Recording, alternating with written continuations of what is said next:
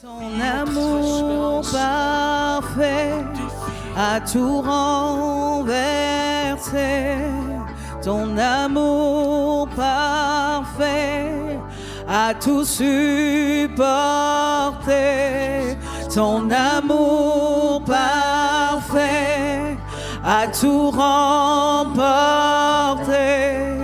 Ton amour parfait a tout supporté. Du sommet des cieux, tu as vu nos cœurs orgueilleux. Nous étions loin, perdus dans l'ombre du péché. Merci Seigneur. Ton cœur a saigné face à nos vies emprisonnées. Tu es venu nous redonner ta liberté. Tu as changé l'histoire, donné ta vie, tracé la voie, réécrit notre histoire, tout accompli, rendu l'espoir. Tu as changé l'histoire, donné ta vie, tracé la voie, réécrit notre histoire, donné ta vie, rendu l'espoir.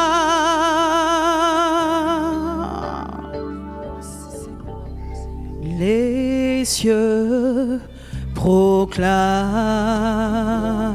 Les cieux proclament la gloire du ressuscité.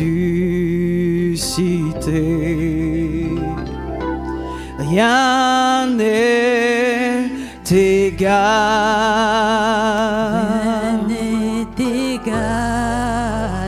à la bonté du Seigneur.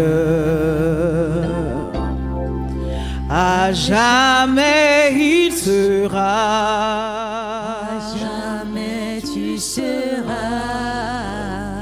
l'agneau sur le trône. l'agneau sur le trône. Je fléchis les genoux, Je fléchis les genoux pour l'adorer lui seul. À jamais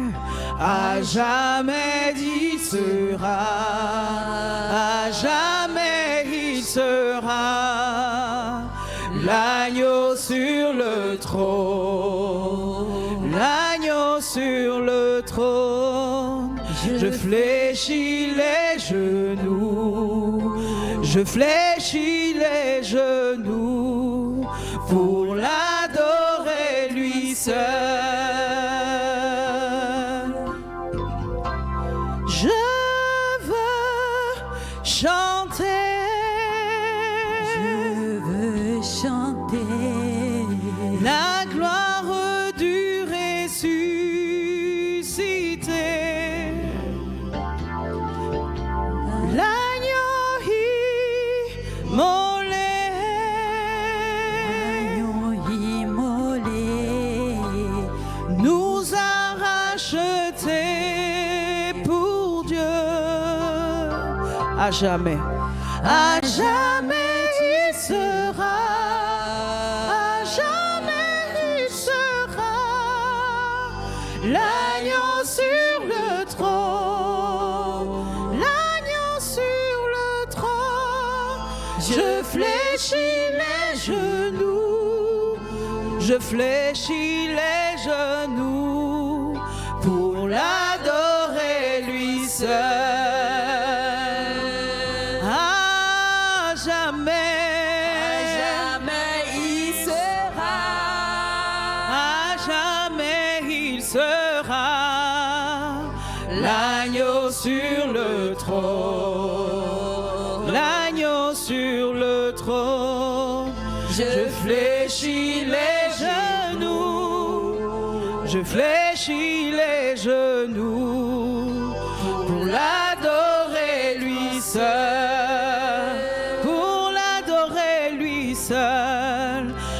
À jamais il sera, à jamais il sera l'agneau sur le trône, l'agneau sur le trône. Je fléchis les genoux, je fléchis les genoux pour l'adorer lui seul.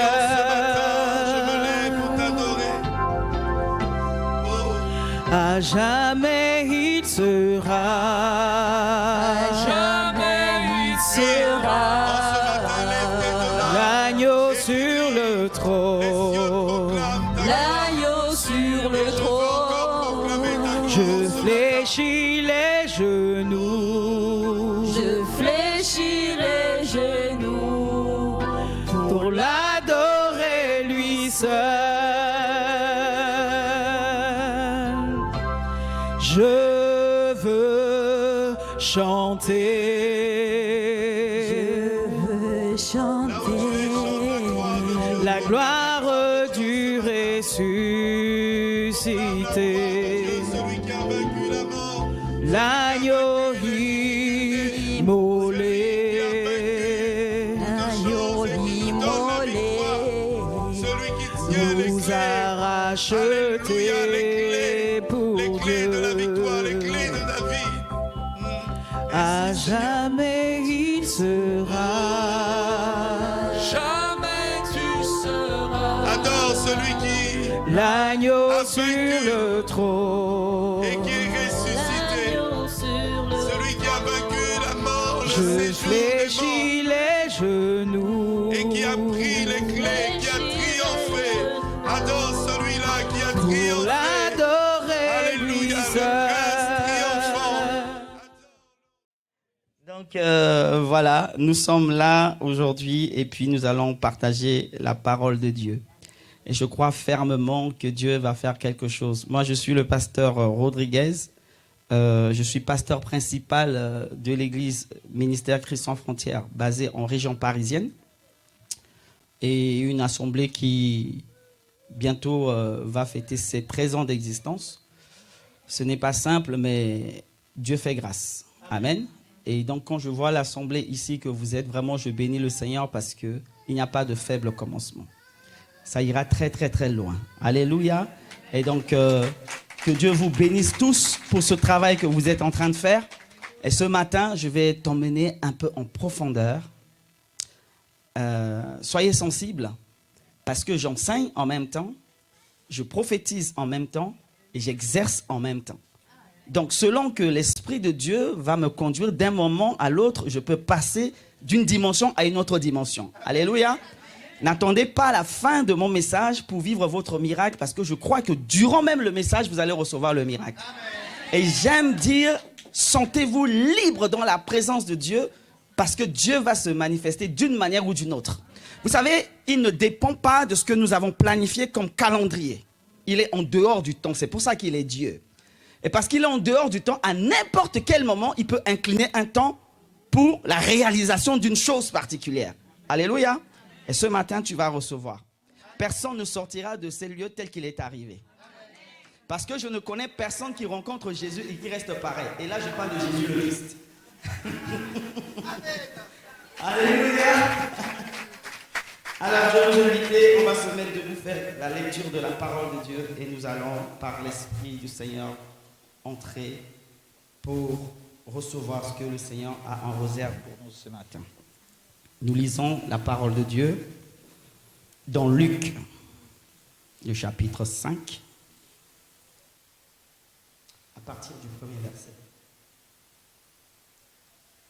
C'est un texte que beaucoup connaissent et ce matin, je crois par la grâce de Dieu, nous allons recevoir quelque chose de merveilleux au travers de ce texte. Luc, le chapitre 5, à partir du premier verset. Voici ce que dit la Bible. Comme Jésus se trouvait auprès du lac Génézareth et que la foule se pressait autour de lui pour entendre la parole de Dieu, Jésus vit au bord du lac 2 barques. Dis avec moi 2 barques. d'où les pêcheurs étaient descendus pour laver leurs filets. Jésus monta dans l'une de ces barques qui était à Simon. Il le pria de s'éloigner un peu de terre. Puis il s'assit et de la barque, il enseignait la foule. Lorsqu'il eut cessé de parler, il dit à Simon, « Avance en pleine eau et jetez vos filets pour pêcher. » Simon lui répondit, « Maître, nous avons travaillé toute la nuit sans rien prendre. Mais sur ta parole, je jetterai le filet. » L'ayant jeté, ils prirent une grande quantité de poissons et leur filet se rompait. Ils firent signe à leurs compagnons qui étaient dans l'autre barque de venir les aider. Ils vinrent et ils remplirent les 2 barques au point qu'elles enfonçaient. Quand il vit cela, Simon-Pierre tomba à genoux devant Jésus et dit, « Seigneur, retire-toi de moi, parce que je suis un homme pécheur. » Car l'épouvante l'avait saisi, lui et tous ceux qui étaient avec lui, à cause de la pêche qu'ils avaient faite. Il en était de même de Jacques et de Jean, fils de Zébédée, les associés de Simon. Alors Jésus dit à Simon, « Ne crains point, désormais tu seras pêcheur d'hommes. » Verset 11. Et ayant ramené les barques à terre, ils laissèrent tout et le suivirent. Seigneur, je bénis ton nom pour ta parole. Merci parce qu'elle est annoncée. Et cette parole qui porte la vie, cette parole qui est la vie, et cette parole qui donne la vie, ce matin, permets-moi, autorise ma bouche de libérer tes oracles. Amen. Ordonne, Seigneur Dieu, à ma bouche de proclamer tes oracles pour ton peuple. Et merci parce que tu étends ta main sur cette parole pour la confirmer et la rendre manifeste pour quelqu'un ce matin. Je bénis ton nom et proclame ta gloire dans cette salle. Je proclame ta gloire sur chaque personne ici présente. Je proclame ta gloire sur chaque problème. Je proclame ta gloire sur chaque maladie. Je proclame ta gloire sur chaque infirmité. Je proclame ta gloire sur toute impossibilité. Je proclame ta gloire sur tout ce qui est boiteux. Je proclame ta gloire sur tout ce qui est limité. Je proclame ta gloire en ces lieux et que Seigneur Dieu, ton nom soit élevé sur ce quartier, dans cette ville, dans cette nation, dans le nom du Christ Jésus. Je te rends toute la gloire. Je m'abandonne entre tes mains et que le Saint-Esprit puisse agir maintenant au milieu de son peuple. Nous t'accueillons et nous disons Amen à ta parole. On peut acclamer la parole de Dieu. Vous pouvez prendre place. Voici un texte. Alors, je ne sais pas, est-ce que c'est filmé? Parce que je pourrais être emmené à bouger un peu. Je ne sais pas si ça peut aller. Ok, d'accord. Voici un texte que nous venons de lire. Ce matin, je veux te parler sur la voie du miraculeux. Ou encore, le processus du miraculeux. Un texte merveilleux et un texte qui est rempli de richesses. J'ai l'habitude de lire ce texte, mais il y a quelque chose que j'ai expérimenté un jour où le Seigneur m'emmena et a commencé à m'enseigner. J'avais l'impression que je n'avais jamais connu ce texte auparavant. Je voudrais dire à quelqu'un ce matin, ne t'habitue pas à lire simplement la parole de Dieu. Mais à chaque fois que tu ouvres cette parole, attends-toi à quelque chose de nouveau. Parce que Dieu fait toujours quelque chose de nouveau. En réalité, c'est lorsqu'on arrête de s'attendre à vivre quelque chose avec Dieu qu'on voit Dieu ne plus se manifester. Mais ce que Dieu veut, c'est qu'à chaque fois, quelque chose de nouveau arrive. C'est pourquoi il va dire dans la parole que lui, il renouvelle sa bonté pour ses enfants chaque matin. Ça veut dire que hier, tu t'es levé, la bonté de l'Éternel s'est renouvelée. Aujourd'hui encore, la bonté de Dieu se renouvelle. C'est un Dieu qui fait toujours quelque chose de nouveau. C'est pourquoi, vous verrez dans la parole, à chaque fois, on l'appelle le Rédempteur. On l'appelle le Réconciliateur. C'est un Dieu d'heureux, j'aime bien dire ça. Il est le Restaurateur. Il est le Régénérateur. Il est le Rédempteur. Il est le Rémunérateur. Il est le Réparateur. Il est celui qui fait toujours quelque chose de nouveau. C'est le Dieu de heureux. Il est celui qui va recommencer encore avec toi ce matin. Il est celui qui va revenir encore vers toi ce matin. Et la Bible nous dit, il y avait un lac et des hommes qui sont des pêcheurs professionnels, qui avaient des talents, qui étaient experts dans leur domaine. La Bible dit qu'ils étaient en train de pêcher. Mais Jésus est arrivé, et quand Jésus est arrivé, le texte nous dit que Jésus a vu qu'il y avait une foule qui était là. Cette foule venait autour de lui pour pouvoir entendre la parole. Comme vous et moi ce matin, nous sommes venus pour entendre la parole. Et je voudrais te dire que ce n'est pas fini. Parce que lorsque Jésus s'approche, il a vu deux barques. J'imagine qu'autour de ce lac, puisque c'était des pêcheurs qui étaient là, il devait avoir plusieurs barques. Mais parmi les plusieurs barques, il n'y avait que deux barques qui ont été identifiées. Je suis venu te dire, même s'il y avait plusieurs personnes, ta barque ce matin va être repérée par Jésus. Ah, ton amen ne me convainc pas trop. On dirait que tu n'es pas trop sûr. Écoute, je veux prêcher avec toi. Quand on dit amen, on ne dit pas amen à l'homme de Dieu. On dit amen à la parole. Ça veut dire que ce que j'ai entendu, je suis d'accord avec ça. Ce que j'ai entendu, je m'accorde avec ça. Ce que j'ai entendu, je saisis cela par la foi. Et j'aime bien un homme de Dieu dire amen. Ça dit viens, amen, amen, amen, amen, amen en même temps. Alléluia.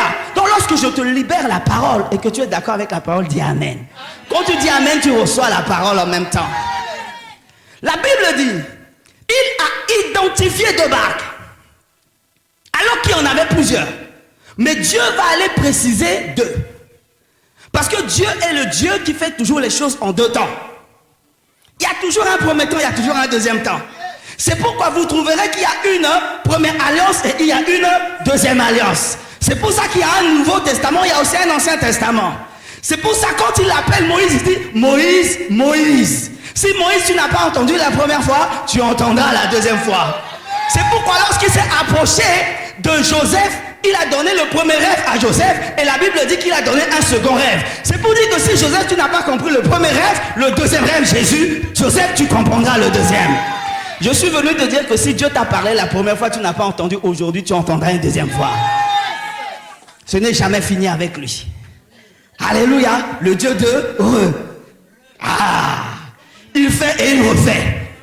Hein? Il a créé le premier qui est devenu faillible, le deuxième est arrivé, il a réussi parfaitement. Oh, si tu avais échoué dans le passé, je veux te dire que cette fois-là, tu n'échoueras pas parce que Christ est là.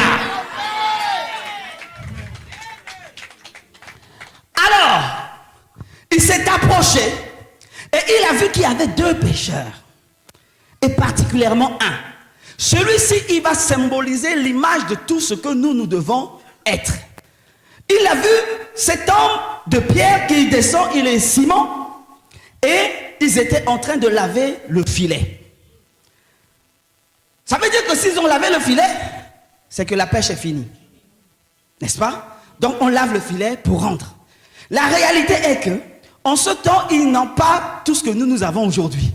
Ils n'ont pas de frigo où on peut stocker les choses. Ça veut dire que ce qu'il a fait comme pêche là, c'est ça qui va nourrir sa famille. C'est comme si c'était son entreprise en notre temps actuel. C'est son business. C'est ce qui lui était cher. Mais le filet lavé, il n'avait rien. Donc là, il devait se dire, mais comment ma femme et les enfants vont faire à la maison? Comment ils vont manger? C'est peut-être avec ça qu'ils vont aussi pour avoir de l'argent et payer ses impôts. Donc la réalité est que c'était un échec. Monsieur a échoué. Et beaucoup, votre vie, vous avez travaillé, vous avez comme l'impression que plus rien ne marche. La famille n'avance pas. Le travail, il n'y a rien. Je suis au chômage. Les études, ça ne marche pas. Tu as comme l'impression que c'est fini. Mais je veux dire à une personne, lorsque tu crois que c'est fini, c'est alors que Dieu entre en action.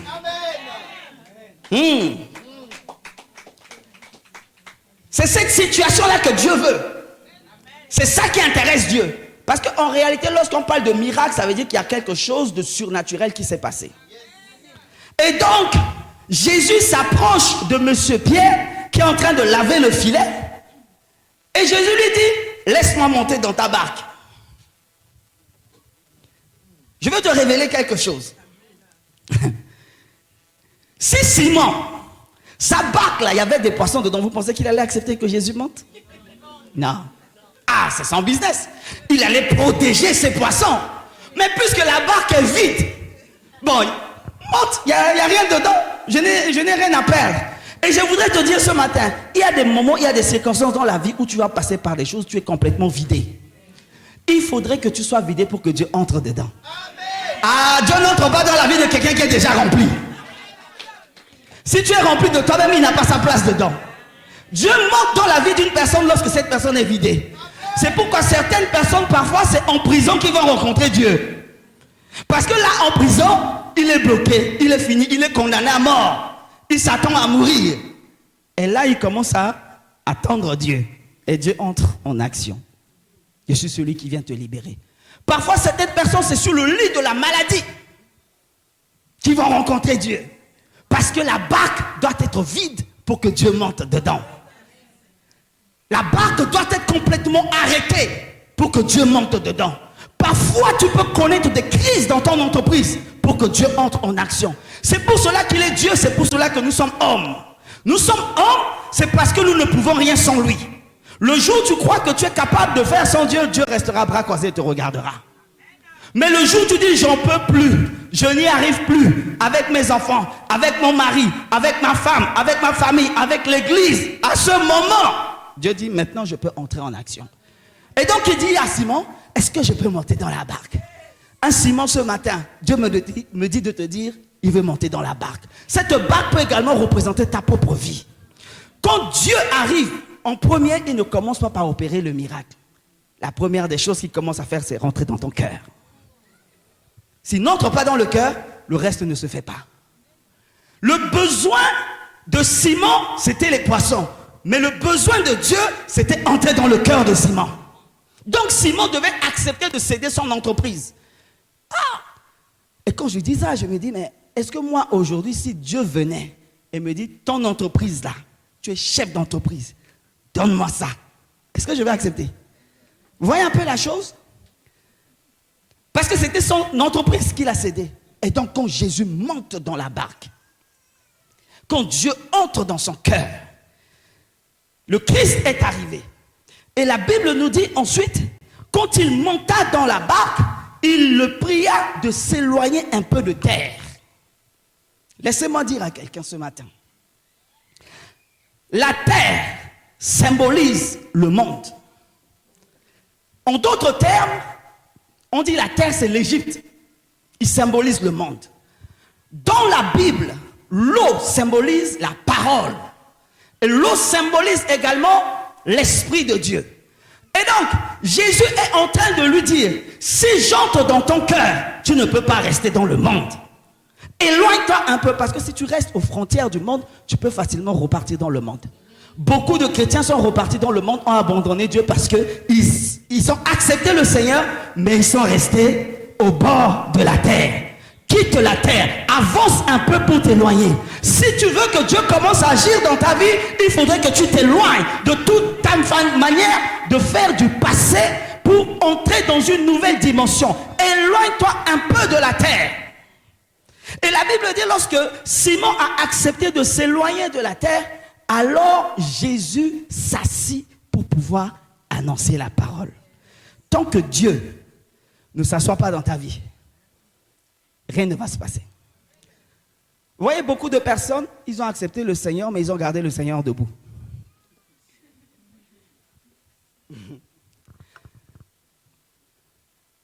Quand tu invites une personne chez toi, la personne rentre.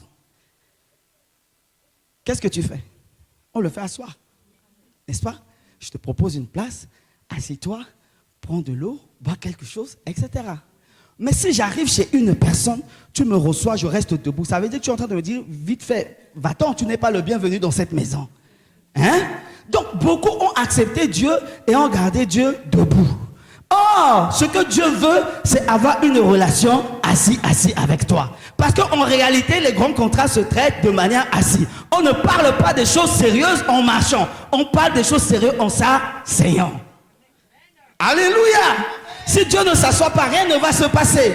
si je ne m'assois pas avec toi, on ne peut pas discuter de contrat. Des chefs d'entreprise, ils le savent. Même ceux qui doivent signer un pacte, on s'assoit, on parle, ensuite on signe. N'est-ce pas? On ne reste pas debout. Or, tu viens d'arriver à l'église, tu n'as même pas encore eu le temps de t'asseoir. Tu commences déjà à vouloir prophétiser, tu vois tout, c'est toi qui deviens le grand pasteur, c'est toi qui deviens la prophétesse interplanétaire. Ah! Mais tu n'as même pas eu le temps de t'asseoir. Assis-toi d'abord avant de commencer à travailler. Assis-toi dans la parole. Parce que c'est pour ça qu'il a dit avance un peu au niveau des eaux profondes. Et lorsque ils ont avancé, alors la Bible nous dit Jésus a commencé à enseigner la foule. Ça veut dire que s'il ne s'avançait pas, Jésus ne parlerait pas. Ah, beaucoup de choses, Dieu n'a pas parlé, Dieu n'a pas agi parce que tu n'es pas avancé au niveau des eaux profondes. Tu n'es pas avancé dans la parole. Tu n'es pas avancé dans la prière. Tu n'es pas avancé dans la vie avec le Seigneur. C'est pourquoi le Seigneur ne parle pas. Il reste le bras croisé parce qu'il est encore debout. Et ce matin, dis à ton voisin, il faut qu'il s'assoie.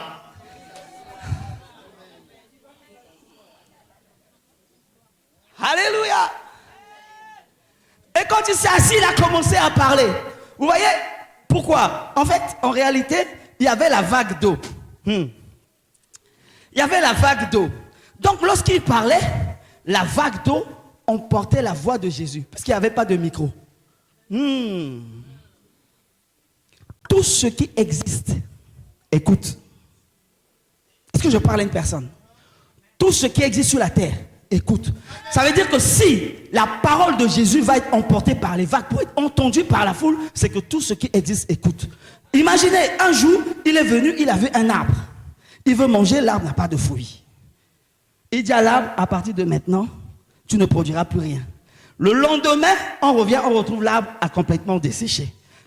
Mais l'arbre a fait comment? Ça veut dire l'arbre avait les oreilles pour écouter ce qu'il disait, pour obéir. Le monsieur, il est dans la barque, la tempête a commencé à souffler. Il se lève, il parle à la tempête, arrête-toi. Et la tempête s'arrête. Ça veut dire que la tempête avait les oreilles pour entendre. C'est pourquoi je veux te dire ce matin, fais attention à ce que tu dis de ta bouche. Parce que tout ce qui existe a des oreilles pour écouter. Hein? Tout ce qui existe. Les gens du monde ont compris cela. C'est pour ça qu'ils disent les murs ont des oreilles. En réalité, les murs n'ont pas des oreilles. Mais tout ce qui existe, écoute. Si tu dis que tes enfants, ils ne réussiront pas, le monde écoute.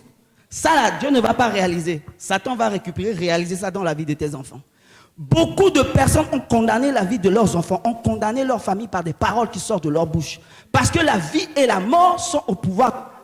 Je ne réussirai pas, je n'y arriverai pas, c'est dur, c'est compliqué. Tu es en train de prophétiser sur ta propre vie. En fait, toi-même, tu es en train d'enchaîner ta propre vie. Tu dois vivre, tu dois dire, je vivrai, je réussirai. Ça marchera. Oh, je triompherai. Là, maintenant, là, ce n'est qu'une étape. Je vais y arriver. Rien ne m'empêchera. Ce ne sont que des paroles de vie, des paroles positives qui doivent sortir de ta bouche. Parce que tout ce qui existe, écoute. Et quand lorsque tu annonces des paroles positives de ta bouche, tu appelles la vie. Et alors, les choses s'allient. Les anges saisissent la parole et réalisent dans ta vie. Change ton langage. Tu peux dire à ton voisin, change ton langage. Alléluia. Au nom de Jésus ce matin, j'annule toutes les paroles négatives que tu as prononcées contre ta propre vie. J'annule toutes les paroles négatives que des parents ont prononcées sur ta vie. J'annule toutes les paroles négatives que les familles ont prononcées sur ta vie. J'annule toutes les paroles négatives, des paroles de condamnation, des paroles de malédiction. Je les annule au nom de Jésus-Christ de Nazareth. Vous savez, dans la Bible, il n'y a que des pères qui bénissent dans la Bible. C'est pourquoi Isaac a dit à ses enfants, fais-moi à manger et je te bénirai. La bénédiction, ce sont des paroles libérées. Ce n'est pas du matériel. Ce sont ces paroles libérées qui vont identifier ton besoin, qui peut être matériel, qui peut être spirituel, qui peut être physique. Mais la bénédiction, c'est d'abord des paroles. Et il n'y a que le Père pour bénir. C'est pour cela que même Jacob, quand il fallait qu'il bénisse ses enfants, les 12 tribus, la Bible nous dit que Joseph a ramené ses enfants. pour qu'il puisse bénir. Mais il n'a pas béni les enfants de Joseph comme ça. Parce que selon la loi, il n'y a que le père pour bénir.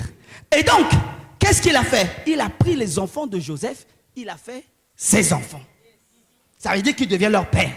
Et alors, il a le pouvoir de les bénir. Ça veut dire que ton pasteur, lui, il a le pouvoir de te bénir. Il est ton père spirituel. Si tes parents naturels ont maudit ta vie, il n'y a que tes parents naturels pour annuler la malédiction. Mais la relation spirituelle est beaucoup plus évoluée. Ça veut dire que si ton parent naturel a maudit ta vie par des paroles, ton père spirituel, lui, il a le pouvoir d'annuler ces paroles. Et ce matin, puisqu'il me donne le pupitre, je joue le rôle du père. J'ai l'autorisation d'agir en tant que père parce que je prends le pupitre. Donc j'annule toute malédiction prononcée sur ta vie ce matin au nom de Jésus-Christ de Nazareth.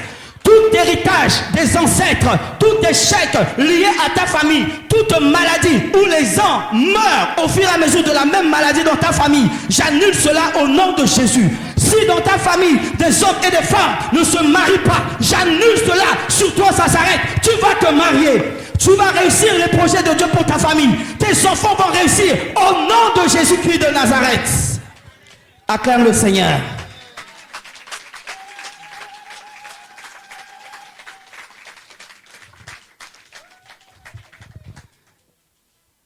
Et donc, quand il avance, Jésus a commencé à libérer la parole. Et la foule a commencé à vivre le miraculeux de Dieu. Et ce qui est encore intéressant, c'est lorsque Jésus a dit cela, vous remarquerez une chose. Il y avait deux barques, mais là Jésus est dans une seule barque. C'est-à-dire que l'autre barque était comme abandonnée. Ah là là. Pendant qu'il était dans la barque de Simon, la Bible dit, il dit ensuite à Simon, jetez vos filets. Vous savez, dans la Bible, tout ce qui est dedans, il n'y a rien au hasard. Prenez attention, même les virgules sont importantes.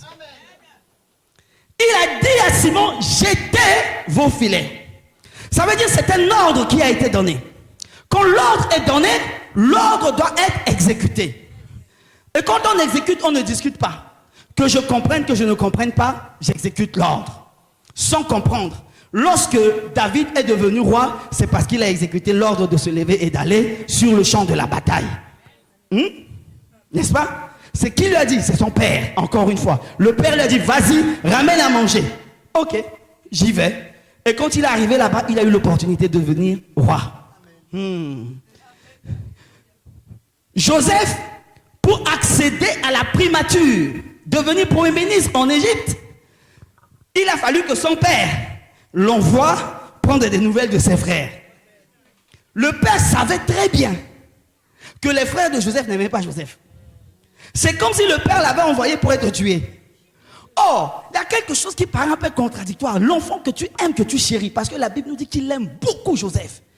Comment celui que tu aimes, que tu chéris, tu peux l'envoyer vers ceux qui sont prêts à lui faire du mal? Il y a une contradiction. Mais le père voyait ce que le fils ne voyait pas. Parfois, le pasteur peut te demander de faire des choses que toi-même tu ne comprends pas. Mais lui, il sait. Va seulement.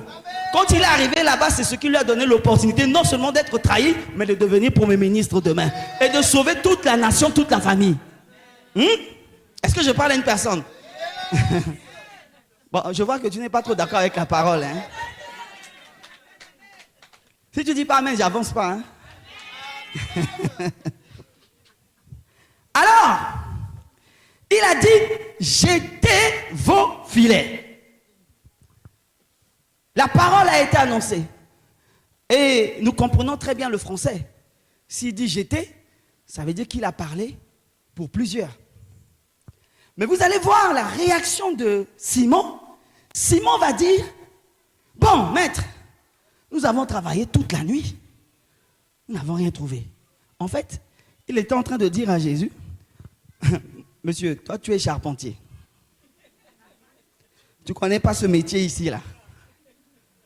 Hein? Il a vu Jésus, le Christ, comme un homme ordinaire. Parce qu'en réalité, Jésus avait comme métier charpentier, avec son père Joseph. Donc il a dit, toi tu es charpentier. Moi, Simon, je suis un pêcheur professionnel. Ça c'est mon job, c'est mon domaine d'expertise. Et vous voyez, beaucoup de personnes, on limite Dieu comme ça, on connaît mieux. Logiquement. Écoutez, Dieu ne correspond pas toujours à ta logique. Il y a des moments où ta logique peut rencontrer Dieu, et il y a des moments où ta logique ne rencontrera jamais Dieu. C'est pour ça qu'il dit, la sagesse de Dieu est une folie pour des gens de ce monde. Donc parfois, ma logique peut rencontrer Dieu, mais parfois, la logique de Dieu est contraire à ma logique.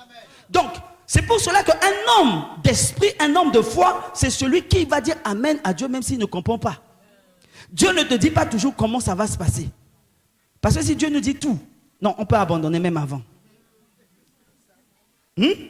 Parce que s'il disait à Joseph, écoute, tu vois la vision finale là, tu vas régner sur tes frères, mais s'il disait à Joseph, tu vas être trahi, tu vas être vendu, tu vas être mis en prison, tout ça, Joseph va dire, garde ça. Hein. Mais il lui montre la finalité, mais le comment là, il ne lui dit pas. Laisse Dieu s'occuper du comment. Toi, marche seulement dans la vision de Dieu. Garde l'espérance. Regarde la fin des choses. Car la fin de toutes choses vaut mieux que son commencement. Que je comprenne maintenant, que je ne comprends pas, je sais que la fin va être meilleure. Parce que celui qui dit une chose, il est aussi capable de réaliser la chose. Alléluia. Et donc, monsieur Pierre va dire, non, mais toi, tu es charpentier. Moi, je suis un professionnel. Moi, j'ai les talents, j'ai les compétences. Pasteur, ici, là, ça ne marche pas comme ça. Frère, écoute, la guitare, là, on ne joue pas ça comme ça. Ça, c'est mon domaine. Mais, ce qu'il a oublié, c'est que celui qui est en train de lui parler est Dieu. Il connaît toutes choses. La Bible l'appelle l'omnipotent. Ça veut dire celui qui a toute capacité qu'aucun être humain n'a. Et il lui a dit ça. Pierre avait raison. Quand il dit qu'il a péché toute la nuit et qu'il n'a rien trouvé. C'est vrai. Parce qu'en réalité, les pêcheurs professionnels, c'est la nuit qu'on pêche. On ne pêche pas le jour. Pourquoi? Parce que la nuit, les poissons remontent en surface. Et là, on peut faire la pêche. Quand le jour arrive, le rayon de soleil fait en sorte que les poissons descendent au fond de l'eau pour se protéger. Donc, il n'a pas tort lorsqu'il dit, mais écoute, mon gars, on fait la pêche la nuit. On ne fait pas la pêche le jour. Mais je veux dire à quelqu'un ce matin, ce qui est naturel, ce qui est ordinaire, notre Dieu, il est le Dieu de l'impossible. Il est là pour opérer le miracle. Ça veut dire qu'il veut prendre ce qui est naturellement impossible pour glorifier son nom. C'est ainsi qu'on parle du Dieu du miracle. Hein? Parce que si ça se fait naturellement, on dira que c'est normal. Mais là est arrivé où Dieu veut faire des choses de manière extraordinaire. Dieu veut des hommes et des femmes qui sont prêts à se laisser aller dans des choses que l'être humain ne peut comprendre, que la sagesse, l'intelligence humaine ne peut comprendre ni ne peut saisir. C'est ainsi qu'on va dire, c'est Dieu qui a fait cela. Regardez un homme qui se trouve à la croix. Il était blessé. Il avait juste des caleçons. Et quelqu'un va le regarder de cette tête et dit, toi, non, je ne vois pas des caleçons. Ce que je suis en train de voir, je vois un roi. Le jour où tu reviendras dans ton royaume, ne l'oublie pas. Écoutez, le gars, il est en train de voir la dimension spirituelle. Il ne regardait pas un homme naturel qui était là, mais il regardait le roi qui était à l'intérieur de cet homme. Ceux qui sont en train de voir, de juger sur le plan naturel, ne savent pas qu'il y a un roi qui est rien qu'à l'intérieur de toi. Oh là là là, je prie que cette parole était toute puissante. Ceux qui sont en train de te juger là, qui te voient, qui te méprisent maintenant, ne savent pas que cette personne qui est là, c'est peut-être le futur président de la République. C'est peut-être le futur Bill Gates. C'est peut-être le futur homme de Dieu qui va tous nous délivrer, qui va tous nous sauver. Ils ne savent pas ça. Hein? Regardez comment un homme qui est... il est charpentier et on va lui demander du vin. Est-ce que vous voyez ça? Comment on peut venir vers Jésus pour lui dire qu'ils n'ont plus de vin? Mais Jésus n'est pas vigneron. Est-ce que vous voyez ça? Donc, il peut passer de charpentier à devenir vigneron. Et ceux qui étaient là à la fête, qui ne sont pas restés jusqu'à la fin. Ils ont dit, ah, ils sont partis. Non, mais quel mariage? Oh, il n'y avait même pas de vin. Mais ceux qui étaient restés jusqu'à la fin ont goûté le meilleur vin. Donc parfois, là, il faut rester jusqu'au bout. Ne pars pas avant. Parce que si tu pars avant, tu ne sauras pas qu'il y a un bon vin à la fin. Le jour où le mariage de Jacob s'est fait, Jacob venait épouser Rachel. Or, les gens qui sont partis le soir là, ils se sont dit, Jacob s'est marié avec Rachel. Mais la réalité est que ceux qui étaient restés toute la nuit jusqu'au lendemain matin, on a vu que c'était Léa qui est sortie de la chambre. Je veux dire à quelqu'un ce matin, il y en a qui auront besoin de préparer leur mariage, mais il y en a qui vont se marier de manière inattendue comme Léa. Ceux qui resteront jusqu'à la fin sauront que Léa va se marier. Il n'y avait pas de robe de mariée. Elle n'était pas préparée à ça. Il n'y avait pas de coiffeuse. Il n'y avait rien. Mais elle est sortie la mariée. Oh, je veux t'annoncer ce matin. Tu sortiras réussi. Tu sortiras vainqueur. Tu sortiras triomphant de cette situation. Reste jusqu'au bout. Hein? N'abandonne pas en chemin. Alléluia. Est-ce que cette parole est en train de bénir quelqu'un?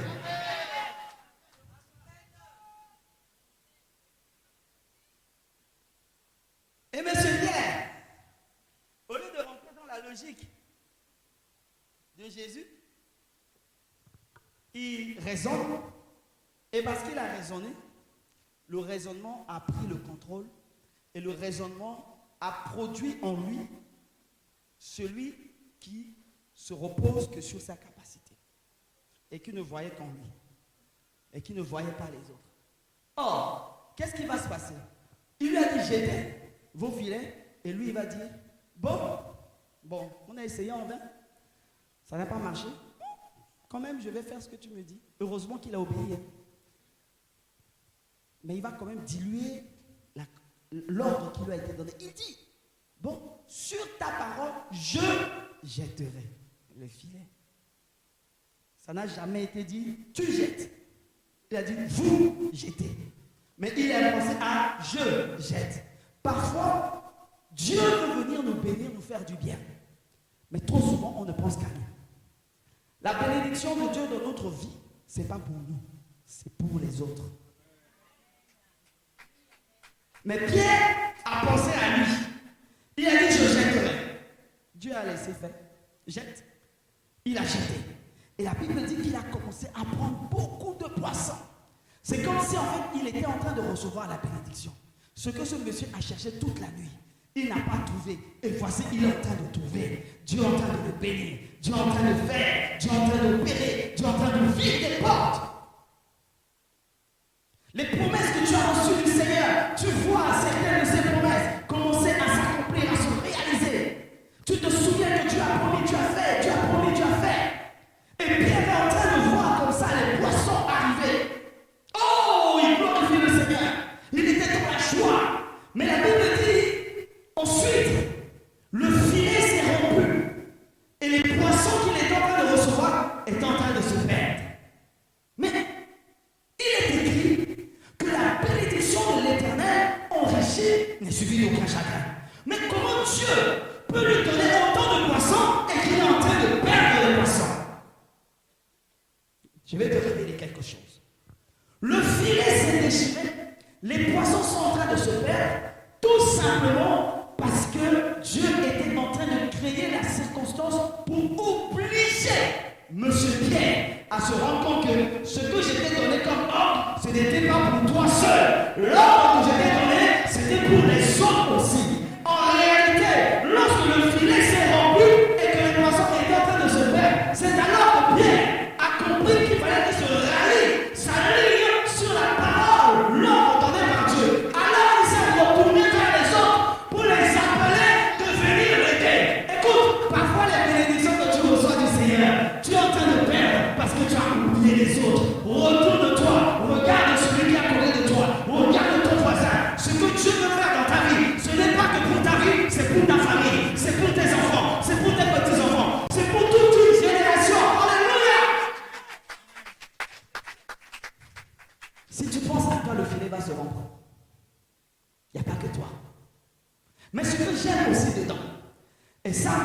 C'est là où je vais te parler un petit peu rapidement de l'autre barque. Ces personnes qui étaient là, ils auraient pu partir. Dis, ah, Pierre, mon gars, on était avec toi, on a souffert avec toi, on a pêché toute la nuit, on n'a rien trouvé. Maintenant, tu es en train d'avoir du poisson, le gars, tu nous oublies. N'est-ce pas, certains ont déjà dit ça? Ah, on était là dans les cités, là. Maintenant, tu as réussi, tu nous oublies. Mais ce qui était intéressant, c'est qu'ils ne sont pas partis. Ils sont restés là, auprès du lac, à regarder Pierre dans ses exploits. Qu'est-ce que je veux dire à une personne? Ce que je veux te dire, c'est que si tu vois ton frère, Dieu le bénit. Ah, ne quitte pas ce lieu. Ça veut dire qu'il y a l'atmosphère du miracle. Il y a l'atmosphère de la gloire. Si à l'église, il y a un frère qui témoigne, ah, le Seigneur a fait ça. Le Seigneur a opéré ça. Même si dans ta vie, ce n'est pas encore arrivé, si tu vois Dieu faire dans sa vie, ah, ça veut dire qu'il y a une atmosphère qui est en train de tourner. Je vais rester dans la zone où il y a la réussite. Si je vois un réussite là, je reste ici. Si je vois que je suis être béni là, je reste ici. Parce qu'il y a l'atmosphère libérée. Laissez-moi dire à une personne. Dieu est partout, mais Dieu ne bénit pas partout. Il y a des endroits où Dieu bénit. Pas partout. Il donne toujours rendez-vous à un lieu pour bénir. Lorsqu'il a promis à Abraham de le bénir, le lieu de rendez-vous pour qu'il voie la bénédiction, pour qu'il rencontre la bénédiction, c'était au sommet de la montagne. Abraham prend ton fils sacrifié. Il prend le fils, il va sur la montagne, parce que ça c'était le lieu de sa bénédiction. Hein? S'il restait avec le fils serait perdu. Il a accepté d'emmener le fils. Pendant qu'il était en train de prendre le fils, en tant que sacrifice, il montait pour aller sur la montagne. Ce qu'il ne savait pas, c'est qu'une montagne a deux côtés. Un côté où lui il est en train de monter avec le fils, mais il y avait de l'autre côté Dieu aussi en train de monter avec son fils. Pour que tous les deux, on se rencontre au sommet de la montagne. Et c'est alors que lorsqu'il a voulu tuer, Dieu a dit non, il y a un bélier que j'ai prévu pour ça. Je suis venu t'annoncer ce matin qu'il y a un bélier que Dieu a prévu pour toi. Ce lieu de miracle pour toi, c'est ce lieu où tu dois vivre la chose. Faut pas être jaloux de celui que Dieu bénit. Ne critique pas quelqu'un que Dieu est en train d'élever. Ne critique pas quelqu'un que Dieu est en train d'utiliser. Bénis sa vie. Parce que son tout veut dire que ton tout est en train d'arriver. Comme je le disais, tout ce qui existe a des oreilles. Écoute. Si tu te mets à critiquer une personne que Dieu est en train d'utiliser, ce qui est chez lui là, n'acceptera jamais de venir chez toi. Attends, Dieu l'a béni. Tu critiques la bénédiction. Pourquoi la bénédiction va venir chez toi? Mais ça veut dire que tu ne veux pas de moi? La bénédiction va te fuir. Donc quand Dieu bénit quelqu'un, quand Dieu utilise quelqu'un, bénis le Seigneur. Parce que quand tu annonces, en réalité, est-ce que viens vers moi, Ezer. Viens. Avance tes bras comme ça. Quand il bénit et que je bénis ta vie, qu'est-ce qui se passe? J'arrive, je te bénis, tu me bénis. Et ensuite, je saisis mon miracle. On est ensemble.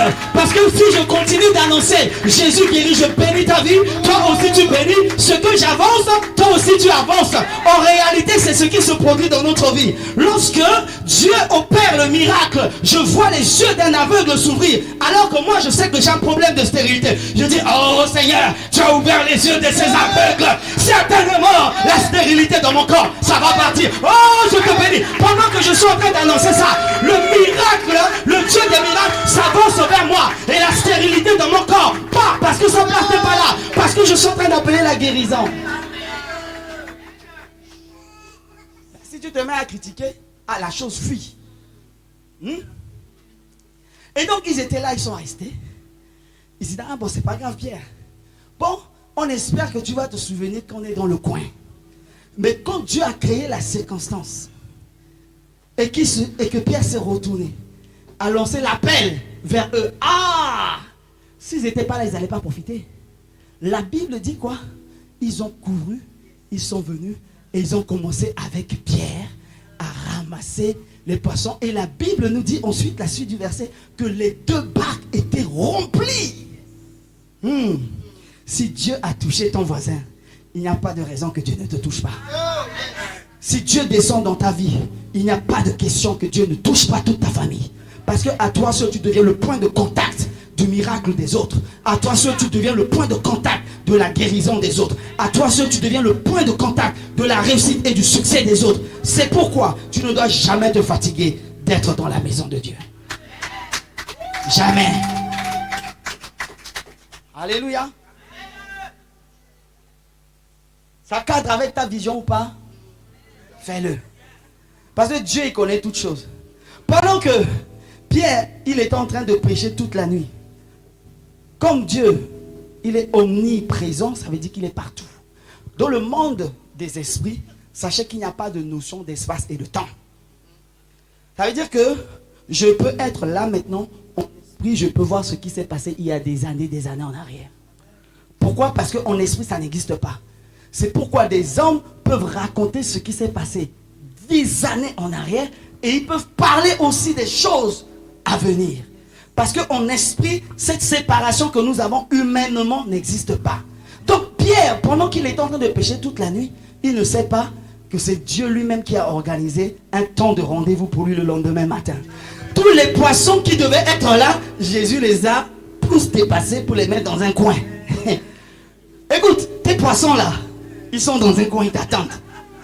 Dieu attend pour que le jour arrive afin que les poissons soient déployés pour toi. Donc il s'est organisé, puisqu'il est le maître des temps et des circonstances, c'est ainsi que la Bible l'appelle. Il a pris tous les poissons, il a classé ça, et le matin arrive, il dit non, va, jette à tel endroit. Parce que lui-même, il sait qu'il a ordonné aux poissons de venir se retrouver là, afin qu'ils rentrent dans le filet. Je veux te dire ce matin, il y a des poissons que Dieu a mis en réserve pour toi.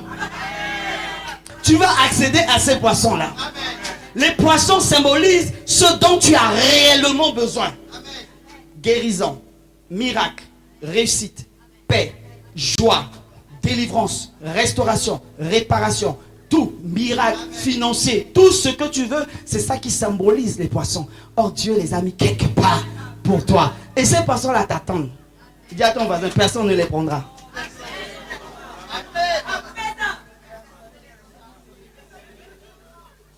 Tant que tu n'es pas à ton lieu de rendez-vous, ça va t'attendre. Ne t'inquiète pas. Peu importe le temps que ça va prendre, ça t'attendra et tu rentreras dedans. Amen. Est-ce que je parle à une personne ce matin?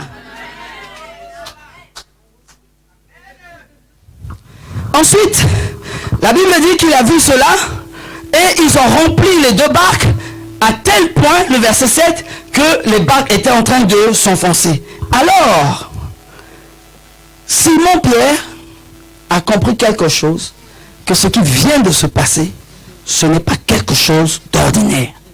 Parce qu'il est en train d'opérer, de pécher en plein jour, alors que c'était humainement impossible.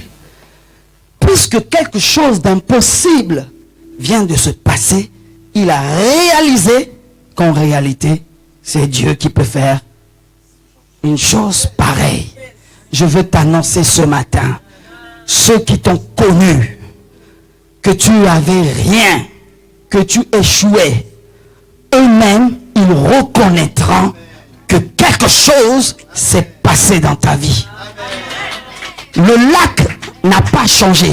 C'est dans le même lac qu'il n'avait rien péché. C'est dans ce même lac qu'il a péché. Je veux te dire, le même endroit où tu as échoué, le même lieu où ça n'a pas marché, là où tu as connu des échecs, là où tu es tombé, c'est à ce même endroit-là que Dieu viendra pour se glorifier, que Dieu viendra pour te relever, que Dieu viendra pour te redonner le succès, que Dieu viendra pour te redonner de l'espoir. C'est à ce même endroit. L'endroit de ton échec va devenir l'endroit de ton succès. L'endroit de ton échec va devenir l'endroit de ta réussite. L'endroit de ta maladie va devenir l'endroit de ta guérison. L'endroit de tes blocages va devenir l'endroit de l'ouverture des frontières pour toi. L'endroit de tes troubles va devenir l'endroit de ta paix. Au nom de Jésus. Il faudrait que cela se passe à ce lieu, afin que les hommes qui sont là reconnaissent que c'est Dieu. Le monsieur qui était assis sur la natte pendant 38 années, qui avait besoin de miracles. La Bible dit que les gens descendaient dans la piscine et ils ressortaient de là, ils étaient guéris. N'est-ce pas? Donc ça veut dire que quand on voyait une personne mouillée, puisque tu sors de la piscine, on voit que cette personne a reçu le miracle. Le signe c'est quoi? Le signe c'est que la personne est mouillée. N'est-ce pas? Mais lui, il a reçu le miracle sans descendre dans la piscine. Écoute, je veux te dire ce matin, il y en a qui auront besoin de descendre dans la piscine pour recevoir leur miracle. Mais toi, même dehors, sur ta natte, tu vas recevoir ton miracle. Ah, chacun a sa grâce. La grâce de l'un n'est pas ma grâce. Amen. Lui, il a besoin de descendre dans la piscine. Moi, je n'ai pas besoin de descendre dans la piscine pour recevoir. Mais alors, qu'est-ce qui va démontrer? Qu'est-ce qui va prouver que tu as reçu le miracle comme tout le monde? Parce que pour les autres, on va les identifier par l'eau qu'il est mouillé. Mais comme toi, tu n'es pas descendu, comment on va identifier? Il dit, attends, il y a quelque chose. Lève-toi, prends ta natte. Parce qu'il était identifié par la natte. S'il prend la natte et qu'il va marcher avec la natte, on saura, on identifiera que cette natte-là, ah, c'est le monsieur qui est assis dessus. Le voici maintenant, il est en train de marcher. Alléluia. My God. Ah, prends ta natte avec toi. Le lieu où tu es tombé, le lieu où on t'a identifié, comme tu ne peux pas y arriver, ce même lieu, Dieu va te bénir.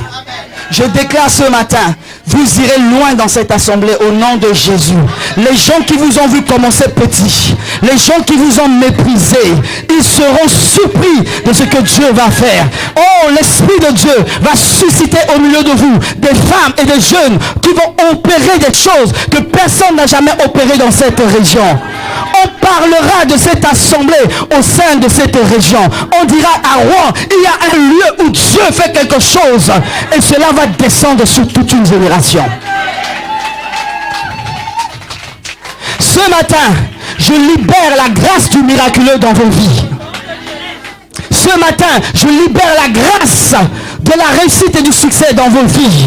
Là où vous étiez tombés, oh, en ce même lieu, Dieu va glorifier son nom dans votre vie. Si tu as cru que ton histoire était finie, si tu as cru que c'était bloqué pour toi, que tu n'y arriverais pas, ce matin, Dieu te bénit et ouvre des portes, t'emmène à une autre dimension au nom de Jésus-Christ.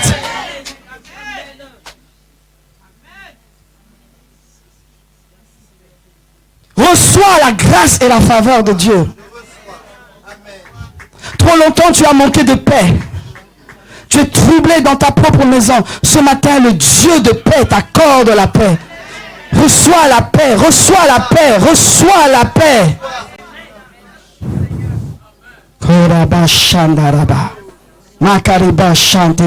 Reçois la paix de Dieu. Aucune maladie ne restera maladie. Tu as été condamné par la médecine. Tu as été condamné par la science. Mais ce matin, le Dieu des miracles te guérit. Reçois cette guérison au nom de Jésus-Christ de Nazareth. Merci Seigneur. On reconnaîtra. J'aimerais te dire quelque chose.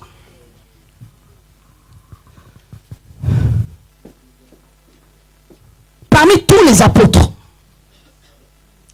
apôtres, vous regarderez, quand Dieu les a appelés, il leur a dit, suivez-moi, suivez-moi, suivez-moi. Mais Pierre est l'exception. C'est le seul à qui Dieu a dit, désormais, tu seras pécheur d'hommes. C'est le seul que Dieu a appelé et à qui Dieu a donné une vision claire de ce pourquoi il appelle. Les autres, il a juste dit, suivez-moi. Mais lui, on lui a donné sa mission clairement. Vous savez pourquoi? Il a donné sa barque. Il a cédé sa barque. C'est aussi le seul qui a cédé sa barque. Dès le départ, il a donné sa vie. Quand tu donnes tout ce qui est à toi, tu donnes ton argent, tu donnes de ton temps, tu donnes de tes talents, de tes compétences, pour Dieu, pour la maison de Dieu, certainement, Dieu te bénira. Personne ne rentre dans la maison de Dieu et sortir vide. Personne ne donne rien à Dieu et sortir vide. Quand tu donnes à Dieu, Dieu multiplie. Alléluia. Servir Dieu, c'est une qualité. Servir Dieu, c'est un privilège. En fait, c'est une semence que vous êtes en train de faire, mais vous ne le savez pas. Et ça, Dieu me dit de vous dire ce matin, vous tous qui servez dans l'église, continuez de le faire, parce que vous êtes en train de faire quelque chose d'excellent. Alléluia. Comme il a appelé Pierre, en lui disant clairement, Pierre a été la distinction parmi tous les autres apôtres. Dieu va te distinguer par ton service. Le miracle des pains et des poissons s'est opéré. La Bible dit qu'il y avait 5000 personnes, ok? Mais selon les théologiens, les biblistes, il y avait à peu près 12 000 personnes. Pourquoi? Parce que les 5000, ce n'étaient que des hommes. On n'a pas compté les femmes et les enfants. Or, on sait que d'habitude, les femmes sont toujours plus nombreuses que des hommes. N'est-ce pas? Donc, si on compte les femmes et les enfants, ça veut dire qu'il y a à peu près 12 000 personnes qui étaient là. Or, il se trouve que quand les 12 000 étaient là, la Bible nous dit, Jésus a dit, faites-les asseoir. Encore une fois, vous voyez, tant que vous ne vous asseyez pas, Dieu ne fait rien. Quand ils se sont assis, ils se disent maintenant prêts pour recevoir le miracle. Et ensuite, chaque apôtre devait servir les 12 000. Ça veut dire c'est comme si un apôtre devait donner à manger à 1000 personnes. N'est-ce pas? Donc je suis là, tu viens, je te donne le pain, le poisson. Le pain, le poisson. Pendant que eux-mêmes, ils ont passé 3 jours sans manger. Eux-mêmes, ils avaient faim. Mais pendant qu'ils avaient faim, ils ne mangeaient pas, ils nourrissaient les autres. Ils étaient en train de servir. C'est pour vous dire que ce que vous faites dans la maison de Dieu, quel que soit le niveau, la louange, l'intercession, la musique, la sono, tout ce que vous voulez, mais que vous faites pour le Seigneur, c'est un temps que vous êtes en train de donner. Et Dieu, il n'oublie pas ça. Parce que alors qu'il donnait un pain, un poisson à une personne, la Bible nous dit à la fin, il est resté combien? 12 paniers. Donc, les autres ont eu que un pain, un poisson, chaque apôtre avait 12. Il avait un panier avec des choses dedans remplies. Je veux te dire que quand tu sers, même si les autres tu leur donnes, ta part à toi va être multipliée. Eux, ils ont reçu un pain, un poisson. Toi, c'est le panier entier que tu vas recevoir avec plusieurs poissons, plusieurs pains dedans. Est-ce que je parle à une personne? Est-ce que ça vous encourage, vous qui servez? Ne vous inquiétez pas. Les autres, ils vont avoir un pain, un poisson. Mais pour vous, ça va être des paniers. Panier de panistes. Panier pour les chantres. Panier pour les musiciens, panier pour la sono, panier pour la vidéoprojection, panier pour l'accueil, panier pour la restauration, panier pour l'intercession, panier pour chacun de vous qui allez servir dans la maison de Dieu. Et ça, c'est la distinction de Simon avec les autres apôtres. Alléluia. Et quand le surnaturel arrive, l'on reconnaît que ça, c'est Dieu qui peut faire pareille chose. Une femme dans mon assemblée. Là, je prends le tout dernier miracle. J'étais au Bénin. Une femme est venue le lendemain d'un programme et elle a ramené son fils. Je lui ai dit, qu'est-ce que tu veux que Dieu fasse? Elle dit, je voudrais que mon fils puisse recouvrir la vue parce que il avait un œil qu'il ne voyait pas. On a fait le test pour confirmer. Bien que je croyais la maman, mais il fallait vérifier cela. Et j'ai dit, tu veux que l'enfant voie? Oui, ok, viens. J'ai pris le fils. Si vous allez sur ma page Facebook ou Instagram, vous verrez cela. J'ai pris le fils, je l'ai mis sur moi. J'ai mis la main sur son œil et j'ai parlé, même pas 3 minutes. J'ai dit Amen. Tu vois? Oui, je vois. On a vérifié avec sa mère, l'enfant voyait. Et la mère était tombée. Laissez-moi vous dire que cette mère, elle n'est pas de l'église. C'est une de ses cousines qui l'a invitée. Elle était catholique. Et elle a accepté quand même de venir. Et elle écoutait la parole de Dieu. Elle était touchée. Elle dit, le lendemain, je veux voir cet homme de Dieu. Donc, en dehors du culte, elle ramène. Elle a vécu le miracle en direct. Elle dit, waouh! Quand elle est rentrée, le jour suivant, elle a ramené son mari qui était un magicien. Pour dire, Déjà, l'enfant est rentré à la maison, l'enfant recouvre la vue. Et le mari, magicien, est venu pour dire, homme de Dieu, je viens me repentir. Je fais la magie, machin. Aujourd'hui, je donne ma vie à Jésus. J'aimerais dire, vous voyez qu'à partir d'une personne, comment est-ce que le miracle de Dieu se répand sur toute une famille? C'est pourquoi ce matin, Dieu va se saisir de ta vie. Tu vas être un instrument de bénédiction pour ta famille. Tu es ce matin le point de contact. Les gens reconnaîtront que le Seigneur est passé dans ta vie. Je veux dire qu'à partir de ce matin, on verra un avant toi, on verra un après toi. Si tu le crois, reçois au nom de Jésus-Christ de Nazareth. Et il s'est mis à genoux. Je veux déclarer ce matin dans la vie de quelqu'un, si Christ en toi, tout ce qui n'est pas de Dieu se mettra à genoux devant toi. Parce qu'il a le nom qui est élevé au-dessus de tout nom, afin que le nom de Jésus, par son nom, dans les cieux, sur la terre, sous la terre, que tout le monde confesse qu'il est Seigneur à la gloire du Père et se mette à genoux. Je veux déclarer, si Pierre s'est mis à genoux parce qu'il a reconnu ce que Dieu a fait dans sa vie, les démons se mettront à genoux devant toi. La stérilité se mettra à genoux devant toi. L'échec se mettra à genoux devant toi. La mort se mettra à genoux devant toi. Au nom de Jésus-Christ de Nazareth. Lève-toi avec moi. Koramashandaraba. Libasateribosa. Rakabababa Shandarababa. Lorsque le miracle s'est opéré, alors ils ont vu que les choses ont changé. Ils ont reconnu que les choses ont changé. Et la Bible dit au verset 10, quand Simon a vu cela, lui et tous ceux qui étaient avec lui ont reconnu que c'est Dieu qui était en train d'agir. Et lorsqu'ils ont reconnu cela, ils se sont mis à genoux. Ma Bible dit que Dieu a dit, Simon, ne crains point. Je veux annoncer à quelqu'un ce matin, Dieu te dit, ne crains point. Ne crains point. Ces Égyptiens que tu vois qui se lèvent contre toi, ne crains point. La mort que tu vois qui menace ta santé, ne crains point. Ton âge que tu es en train de voir avancer, ne crains point. Dieu te dit ce matin, ne crains point. Car si désormais, il changera les choses. Désormais, tu seras. Désormais, tu seras. Désormais, tu seras. Pour Simon, il sera pécheur d'hommes. Pour toi, tu seras la gloire de Dieu. Tu seras le miracle de Dieu. Tu seras la vie de Dieu. Tu seras l'œil de Dieu. Tu seras la bouche de Dieu. Tu seras les oreilles de Dieu. Au nom de Jésus. Lève les mains, tu peux prier. Tu peux prier. Déclare, déclare, déclare. La vie, la vie, la vie. Pour toi, pour ta famille. Que Christ entre avec toi dans les eaux profondes ce matin. Que Christ entre dans ton cœur. Que Christ entre dans ta vie. Donne-lui la barque de ta vie. Donne-lui la barque. Oh, dis-lui ce matin, tu lui donnes la barque de ta vie. Tu lui donnes la barque de ton entreprise. Tu lui donnes la barque de tes études. Tu lui donnes la barque de ta famille. Tu lui donnes la barque de ton projet. Oh, il va glorifier son nom en toi. Eh, shandalalala. Débarrasse-toi du vieux récipient. Avance aux eaux profondes avec lui. Alléluia.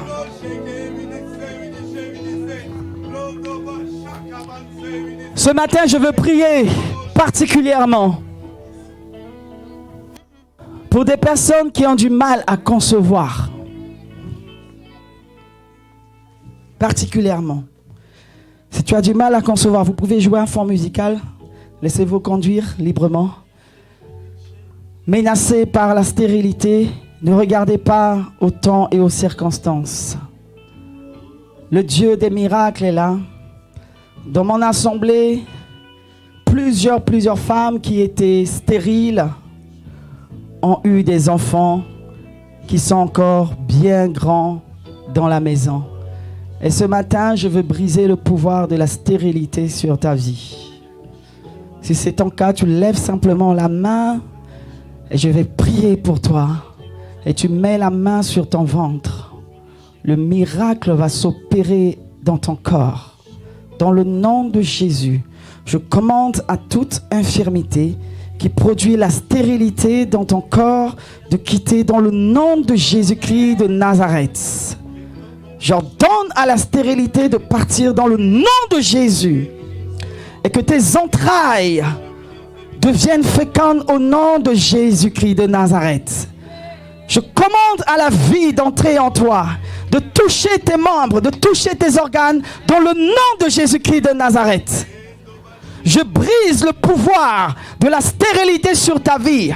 J'annule la malédiction de la stérilité sur ta vie au nom de Jésus-Christ de Nazareth. Et je déclare la vie, je déclare la fécondité. À partir de maintenant, reçois la grâce de Sarah. À partir de maintenant, reçois la grâce d'Élisabeth. À partir de maintenant, reçois la grâce de Anne. À partir de maintenant, reçois, je bénis tes entrailles au nom de Jésus. Alléluia. Oh Jésus. Je vois des personnes souffrir de maladies pulmonaires, Et ce matin, Dieu te guérit au nom de Jésus. Ces infections pulmonaires que tu reçois, ces infections dans ton corps, je déclare ce matin au nom de Jésus que tu en sois guéri. Maintenant même, je dessèche le pouvoir, la puissance de toute infection dans ton corps au nom du Christ Jésus. Toutes ces douleurs qu'il y a dans ton corps maintenant, quitte au nom de Jésus-Christ de Nazareth. Reçois la guérison. Reçois la guérison dans le nom de Jésus. Levez les mains. On lève les mains. Tu pries après moi. Seigneur Jésus, Dieu de toute grâce, Dieu de toute gloire, ce matin, je saisis ta parole.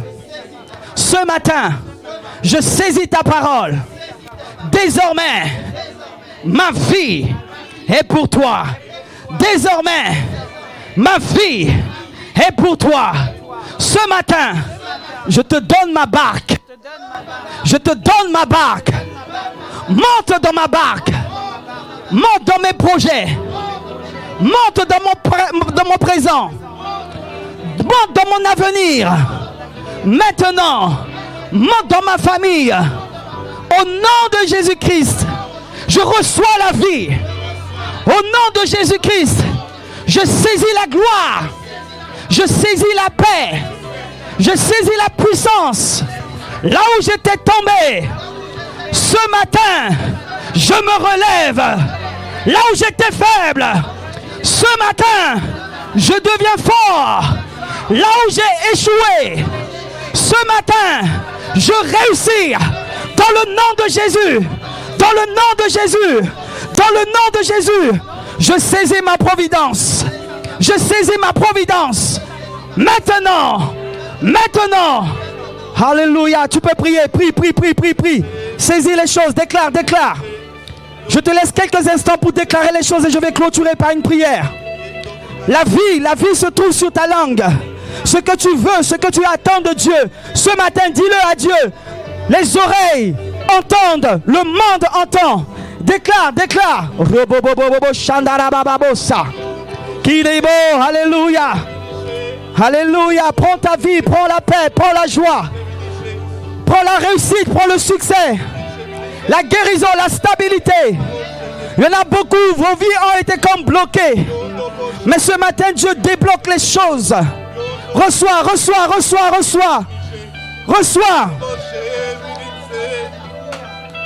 À toi, tu vas crier gloire à Dieu avec moi. Et quand tu vas crier gloire à Dieu, tu vas acclamer très fort pour le miracle pour ta vie. Quand tu vas crier gloire à Dieu, tu acclames très fort pour la puissance de Dieu qui descend sur toi. Tu acclames très fort pour le miracle que tu reçois, pour la paix, pour la joie, les choses présentes, mais également pour tes enfants, tes petits-enfants. Aujourd'hui, tu vas être le point de contact pour toute ta famille. Aujourd'hui, tu rentres dans une nouvelle dimension, une nouvelle saison. Prépare-toi à crier gloire à Dieu et à applaudir le Seigneur pour ce qu'il a fait. À 3, 1, 2, 3. Gloire à Dieu! Acclame Jésus pour ta vie. Acclame pour ta paix. Alléluia. Je le loue avec ma voix. Je le loue avec ma voix. Je le loue avec ma voix. Je le loue avec ma voix. Il me manque la voix. Je le loue avec mes mains. Il me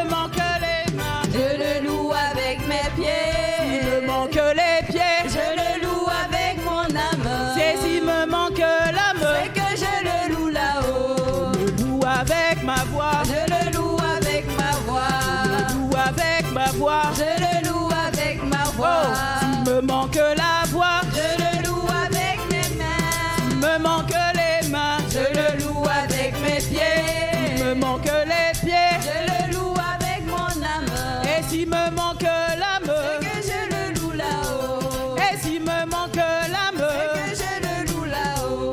Rabbi ne change pas, Rabbi ne change pas, il est le même, alléluia. Oh, Rabbi ne change pas, Rabbi ne change pas. Il est le même, alléluia. Rabbi ne change pas, Rabbi ne change pas, il est le même, alléluia. Oh Rabbi Rabbi, ne change pas, Rabbi ne change pas. Il est le même, alléluia. oh Jésus ne change pas, Jésus ne change pas, il est le même, alléluia. Oh Jésus Jésus, ne change pas, Jésus ne change pas. Il est le même, alléluia. oh Jésus, Manifeste-toi. descends, oh Jésus, Jésus est Jésus, Rabbi est Rabbi, Rabbi est Rabbi, Rabbi est Rabbi, Rabbi est Rabbi. Montre-moi tes miracles, montre-moi tes prodiges. Oh Rabbi, oh Rabbi est, oh Rabbi, oh Rabbi est, oh Rabbi est, Rabbi est Rabbi, Rabbi est Rabbi, Rabbi est Rabbi, Rabbi est Rabbi, Rabbi est. Il va me prendre, il va m'arranger, il va me positionner.